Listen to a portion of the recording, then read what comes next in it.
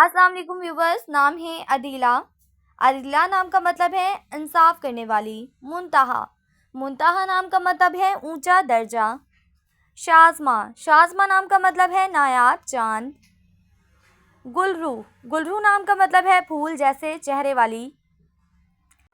Sasha, Sasha नाम का मतलब है खिदमतगार मददगार। आसिया, आसिया नाम का मतलब है नेक औरत।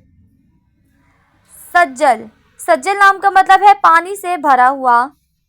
गुल नीलोफर, गुल नीलोफर नाम का मतलब है कमल का फूल। हुरैन, हुरैन नाम का मतलब है हूर जैसी खूबसूरत।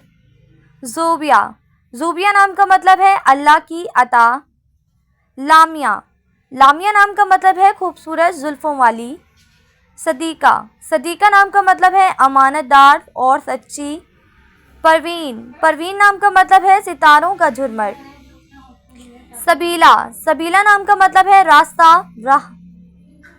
ज़रफ़शा, ज़रफ़शा नाम का मतलब है सोने के सिक्के। मर्ज़िया, मर्ज़िया नाम का मतलब है पसंदीदा। लारेब, लारेब नाम का मतलब है बिलाशुबा यकीनन। रुमैला, रुमैला नाम का मतलब है सजावट करने वाली। नौफाल, नौफाल नाम का मतलब है अतिया नेमतें।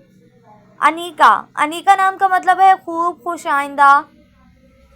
यशफीन, यशफीन नाम का मतलब है शिफा सेहत।